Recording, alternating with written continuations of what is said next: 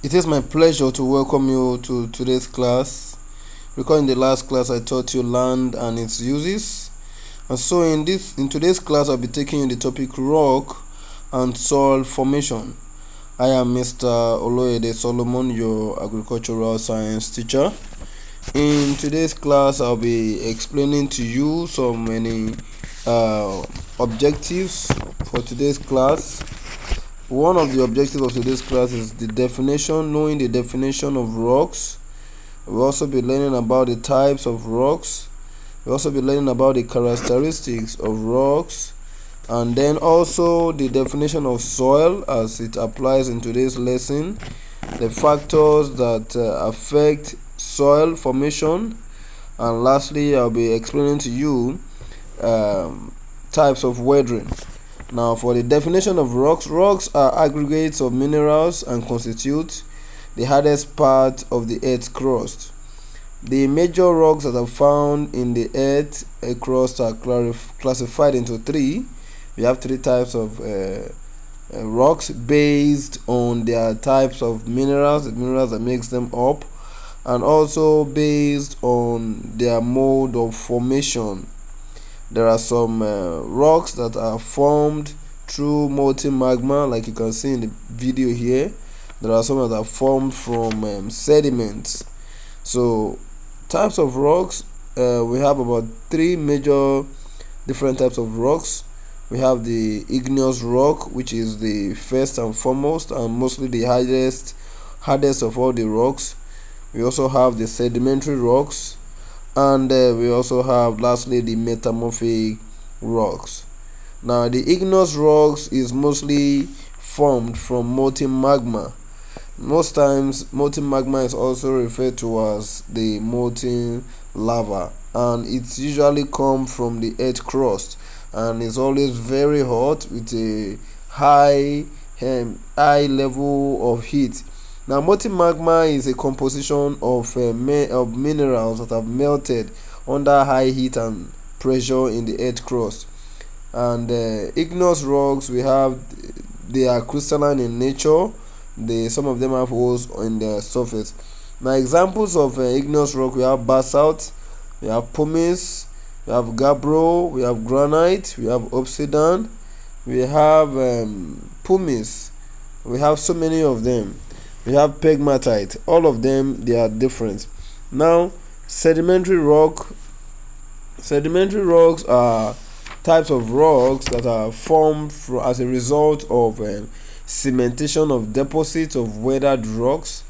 And sometimes not only from weathered rocks, sedimentary rocks is also formed when dead plants and animal materials they join together under high pressure. Now, the rock mass is usually cemented by agents such as calcium under high level of pressure and over time. The cementing process normally take a long time, and sedimentary rocks, they have visible layers or strata, like you can see in the picture here. They react with dilute hydrochloric acid if applied. Now, examples of sedimentary rocks, we have the chalk, we have limestone, we have sandstone, there's also shale and coal. We have the mudstone. Most times the sedimentary rocks, they are not as hard as igneous rocks, and a good number of sedimentary rocks are soft and they easily break down, unlike sedimentary rocks is usually hard. Most sedimentary rocks have quartz texture, and some show the presence of fossils in them, sometimes from plant and animal remains. Now, metamorphic rocks, we have metamorphic rocks are usually formed due to changes in forms of nature, from the word metamorphosis. So that is changes in the forms of nature of other rocks. So whenever some rocks changes their form, although they will still retain their mineral composition, but due to some form of chemical reaction, this some of these rocks tend to change into metamorphic rock. So an igneous rock can change into a metamorphic rock, or a sedimentary rock can change into a metamorphic rock. An example of metamorphic rock is the gneiss.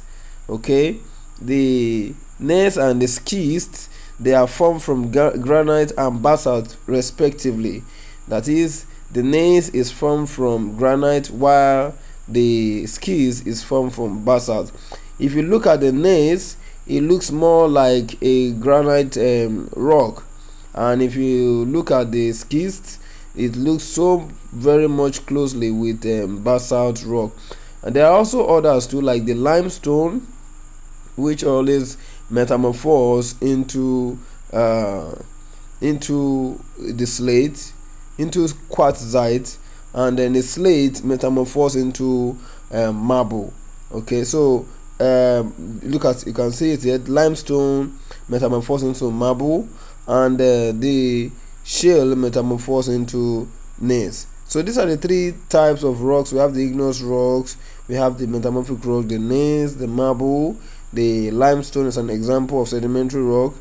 The sandstone is an example of sedimentary rock. Now metamorphic rock, they sometimes show appearance of igneous or sedimentary rocks. They are usually hard, multicolored, and granular. If they are made from igneous rock, they are usually very hard. They are crystalline in nature. Most times they take the form of the parent material. Now soil is formed mostly from rock. Now soil is that upper part of the earth's surface which is essential for the growth of plant. A farmer is very much concerned with soil formation, because the type of rock that forms a soil will determine the type of mineral that will be in the soil. If the rock is formed from hematite, it will be very high in iron, and so on and so forth. Now soil is also the natural material on which man, animals, and plants depend for food, because the soil contains the minerals that is essential for the growth of plants, while animals depend on the plant, and so many of them. Now factors of soil formation: we have climate, we have the parent material, topography, time, and living organisms. All these affect, they influence the rate at which soil is formed. For instance, the climate appears to be most influential of all the factors. There are so many agents of climate, like the temperature, like rainfall and wind. These are the main parameters of climate that usually influence the rate of chemical and physical process that usually lead to soil formation. Now, as a result of temperature, there could be heating and cooling, which could be alternating, which will cause cracks in rocks, and then it will make the parent material to break down, to lead to soil formation. Now, the kind of parent material will also determine the type of the type of soil that will be formed. If the parent material is quartz, that is from granite, you will expect that the soil will also be quartz. And then for instance, again, if the parent material is from olivine, you would expect that the soil will have a finer particle. So the kind of parent material that the soil is formed from will determine the type of soil that is formed. Then the topography will also determine the rate at which soil is formed. If the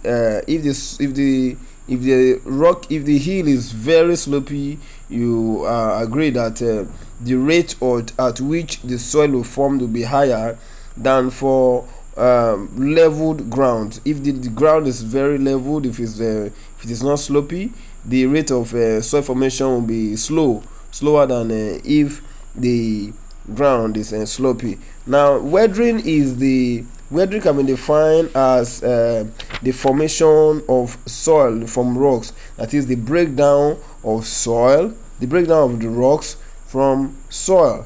Okay, we have the breakdown of the rocks from soil. We have the different types of weathering.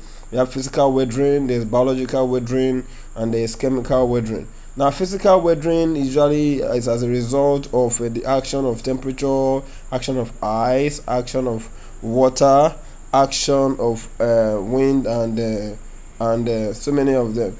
Now again, biological weathering is as a result of animals and plants.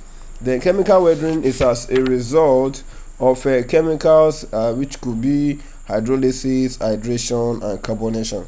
I'll see you in my next class. I hope this class has been so wonderful. Thank you very much. Do have a wonderful time. Bye.